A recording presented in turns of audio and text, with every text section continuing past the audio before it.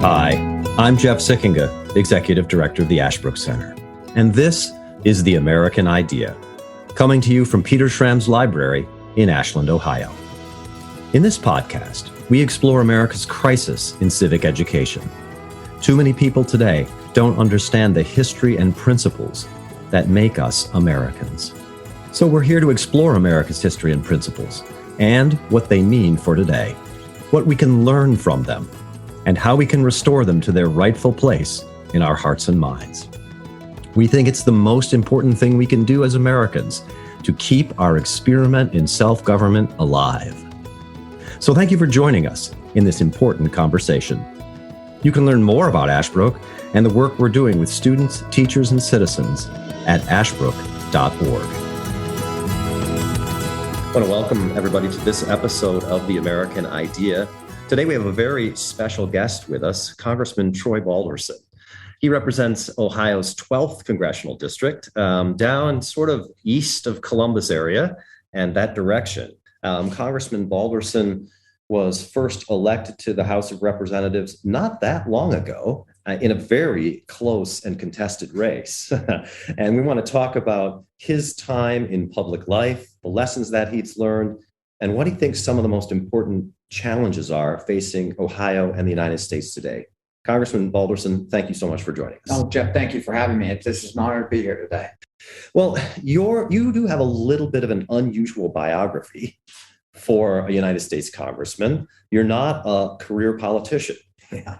Tell us about how you first got interested and into politics. It's a great question, and it's something obviously that we get asked a lot. It wasn't so much of an interest that I had. It was just where I was in my life at the time that, these things started to process through and work through. And my family farmed, and we had an automobile dealership, and my son was graduating from high school, and I'd been at the dealership 25 years. And family businesses are hard to do. And I thought, you know what, I'm going to take a little change here and do something different.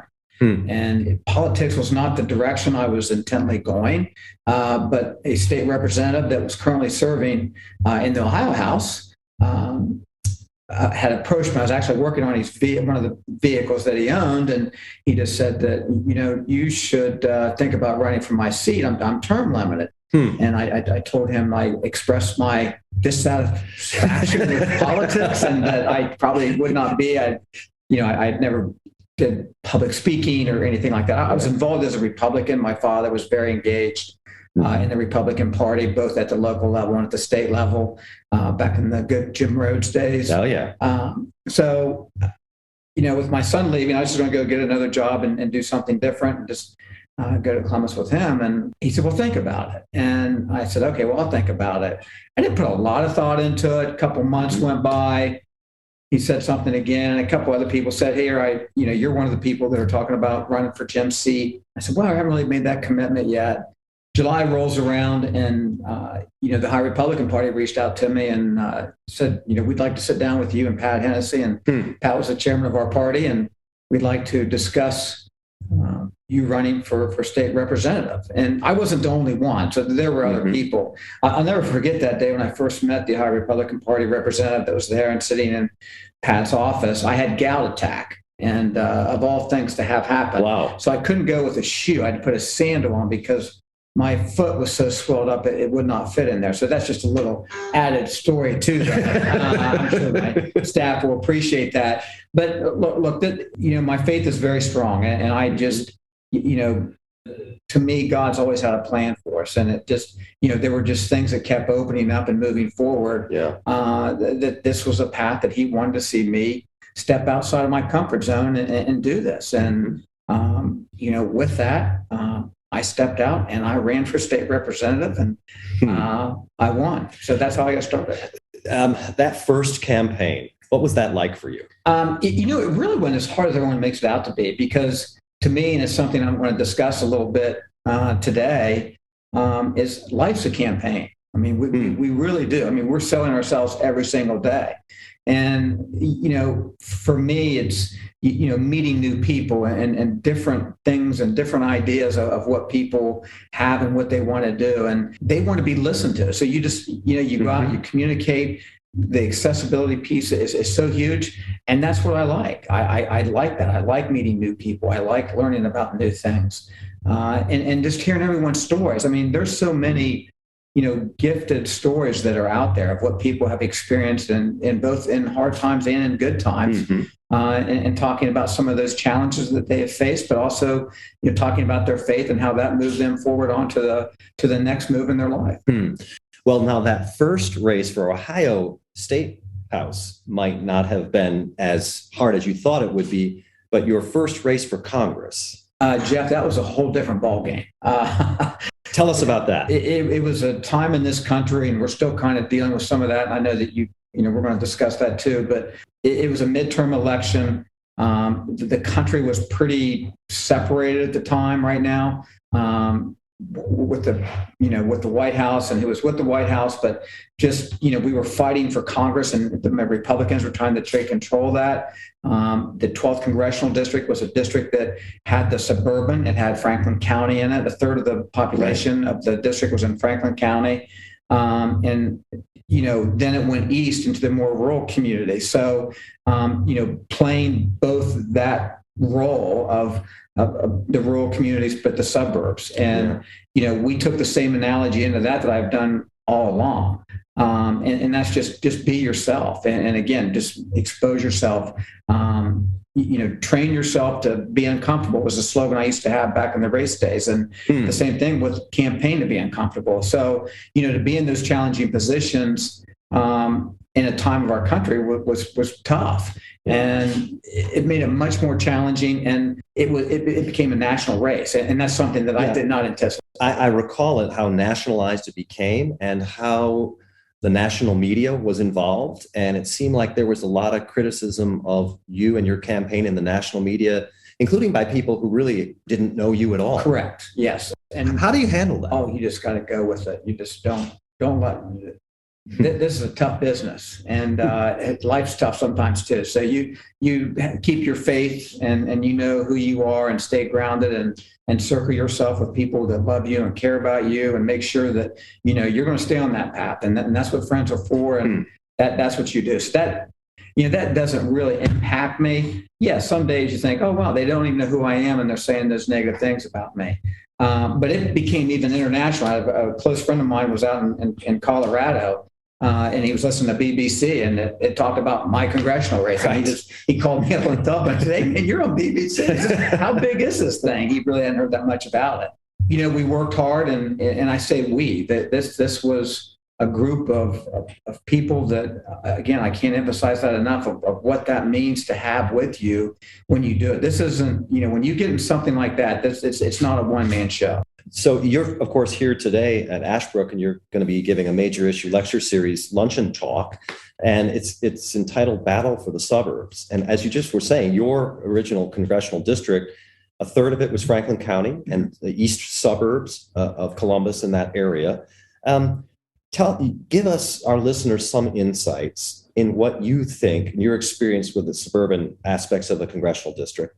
What is the battle for the suburbs that's going on now across the country? It's messaging, and it's just about what's happening with this country, and try to bring everybody back together again. I mean, again, and we'll talk about it today, but, Hillary Clinton, and she lost in 2016 because she tried to put deplorables in a basket, and she tried to separate. You can't do that in campaigns. I mean, we want to separate the suburbans, and yes, it's different, ideas and thoughts from a rural maybe community. But at the end of the day, I mean, our constituents, the people that we represent, pretty much focus on the top three items, and that's the economy, that's their paycheck, that's what inflation and the rising cost of goods may be. But security, I mean, those are the things that they all care about, whether they're suburban or whether they're rural. But in that particular time frame, during this, it was like I said before, it was the midterm.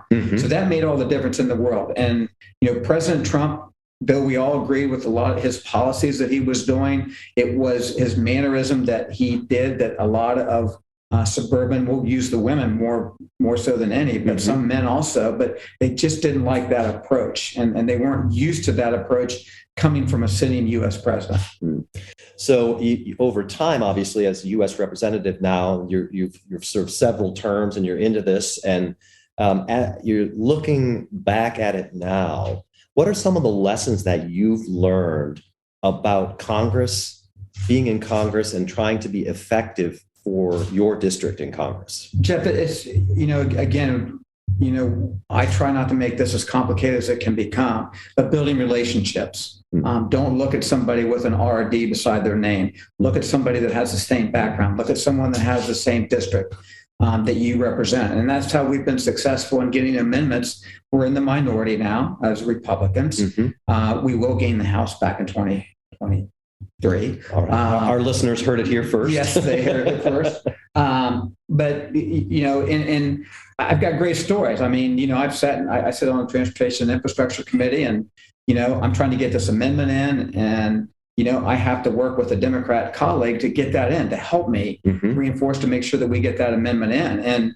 I'm Googling, as I'm sitting in the committee, I'm Googling names and trying to find somebody that represents a similar area that I have and same background. And the story leads for me on that is Lizzie Fletcher's on the other side. She represents Houston, Texas, very big oil and gas industry. The issue that the amendment was for pipeline safety that I was trying to get amendment into the bill. And then lo and behold, I look, now I love Ashley, that, but she was a graduate of Kenyon College. How about that? And I thought, here we go. So, I'd meet her outside the doorway. Would you take a look at this amendment and work with our staff? And we got the amendment in. She made a couple changes, but that's okay. And we were able to get that done. That's an interesting story, because if you listen to the media today, there's so much conversation about how hyper-partisan the country is, including Congress. And it sometimes gives the impression that congressmen and women really don't work together at all if they're not in the same party. And I tell everyone this in every speaking engagement or every opportunity that I have, that, look, there are over 200 members of Congress that you don't see on TV that are trying to make that accomplishment and work together. And we do that. It does happen. I'm there, so I know it happens. And, all my friends, whether they're Republican or Democrat, sometimes it's a little bit more challenging, but, it goes back to what I said before, challenge yourself, train to be uncomfortable. So if it involves a tough conversation, have that conversation and work through those issues. And that's something that we have to do in everyday life. So we certainly should be able to do it in Congress. You mentioned 2023, and if the Republicans happen to take back the U.S. House in 2023, what do you think are ought to be the top legislative priorities for Republicans in the House? We're working on that right now, but obviously the number one issue that we hear as we're out and about in the Congressional District right now is the rising cost of goods. Obviously, the inflation that's happening right now is impacting everyone, all the way from the seniors to the middle class to everything is costing more. And for those that have had pay increases, that's now being impacted by the heavily priced goods that they have right now. I think energy is going to be definitely on the conversation. It needs to be on the conversation. And we're going to follow up with some of those things and talk about that. Crime, the safety of not only our children, but what's happening in the streets of some of these bigger cities. It's a big deal, and it's impactful in the congressional district that I represent.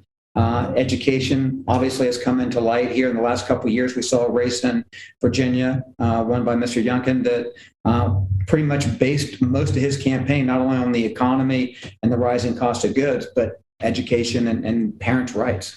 When you're in Congress, and this is something we often talk about with our students, what do you base your vote on? Do you base your vote on what your constituents want, what you think is in the best interest of your district, what you think is in the best interest of the United States, or is it some mix of that, or does it depend on the issue? How do you think about what you're going to base your vote on? It's a combination of all the above. D for the fair enough for the answer. Definitely look at the district and who we represent. That's our top priority. It's the congressional district that we represent. We look at that first. And when you get to that conclusion and to get to, what's going to benefit the district, again, is going to benefit the state of Ohio, then it goes to the national level. So I think once you come to peace of what you're going to do, but it's getting responses, it's communicating. Again, one of the biggest things that we have in our office and staff, and all of us pride ourselves on this, it's the accessibility. Everyone wants to have the accessibility. We can't find out information if we don't make ourselves accessible. And I think that sometimes misses from the elected officials' life. We get so wrapped up in so many different things that we don't get out there enough. And I think that's a big part of it. You're going to find out what everyone's talking about and what their concerns are. And it simplifies it a little bit as to what we're going to do. We break bills down, we go through them, we look at them, we see what the negatives are going to be, we look at the positives. You put those two together, and that's how we pretty much base how we do it. But it's district driven, and it's a really good way to do it. It's been very successful for me. I mean, I may not agree with something, but I know what the majority of the district wants from me, and I'm there to represent that district, not Troy Balderson. Well, that's interesting you say that, because some members of Congress are not as well known for doing things like wanting to be out there at meetings across the district, wanting to have town halls. Sometimes folks have avoided those, especially when there have been divisive issues and they were afraid angry people were going to show up. What's your view on that? Campaign of being uncomfortable. I don't mean to keep going back to that, but it's a great slogan for me. And because you have to be in those uncomfortable situations, whether they're not going to agree with you. But we have done things when we were first starting the congressional race, with my staff. There was a township trustee, and I'll talk about that today at the lunch, that, she was Republican, but she was very, very upset with the Republican Party. She was from one of the suburban areas. And she said, I want to talk to you. And so I knew that it was going to be challenging, but I said, I would love to sit down with you and hear your issues. She had a legal pad of over 20 questions. Wow. That she had. She voted for me, and she wasn't going to vote for me before we sat down to over coffee, is what we did in Dublin. But she sat down with me because I sat there and I listened to her. And that's the other big important thing to do. And I said that earlier here on our podcast. I mean, most of your constituents just want to be listened to. They want you to hear what they're saying, so we have an understanding of what they're dealing with and what they're going through. So for her, Mary was her name. I won't give her, she was just impressed. And she was grateful that I gave her the opportunity to sit down with me to discuss her issues and her concerns. Yeah. Interesting. Wow. Just listening. Yeah.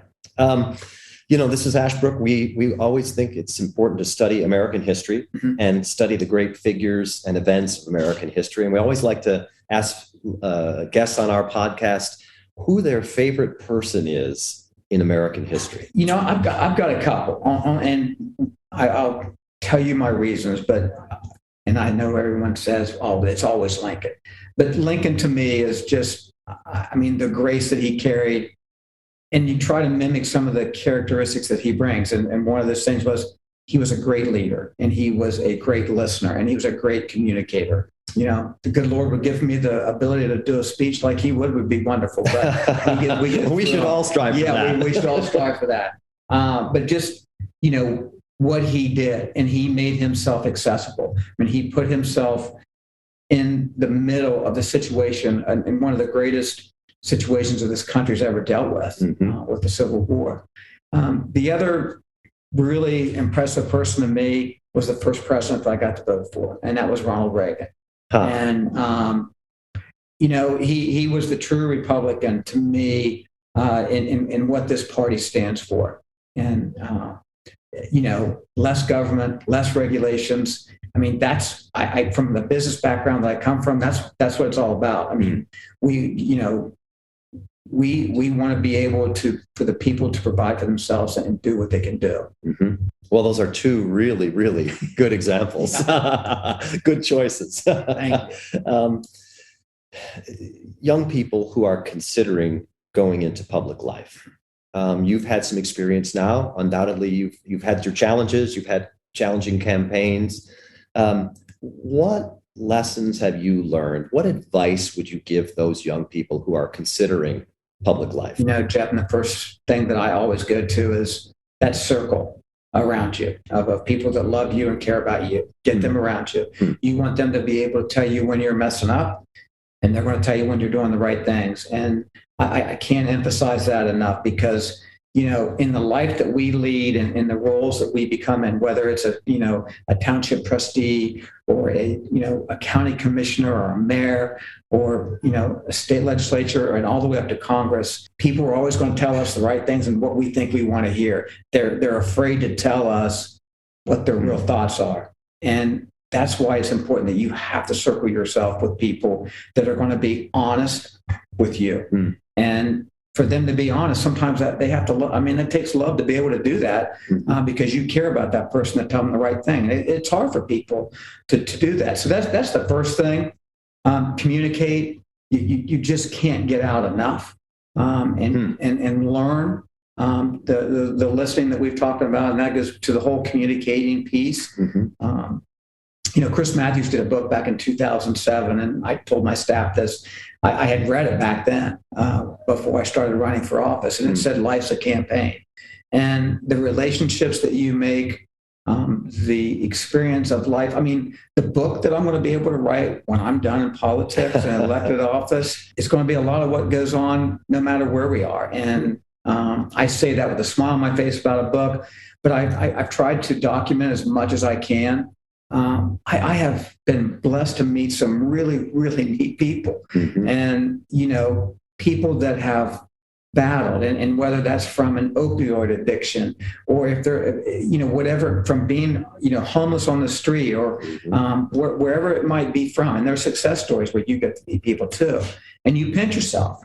My first State of the Union, I'm saying, oh my gosh, I'm sitting in Congress listening to a president give a State of the Union address.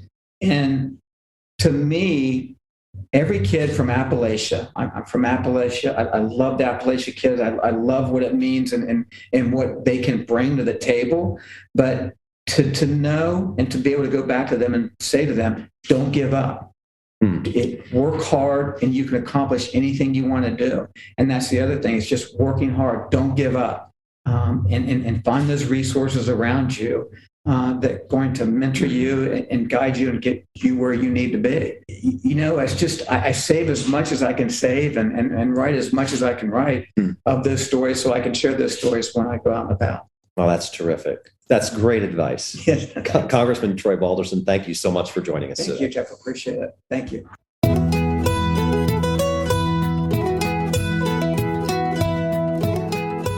Thanks for joining us for this episode of The American Idea, a production of the Ashbrook Center.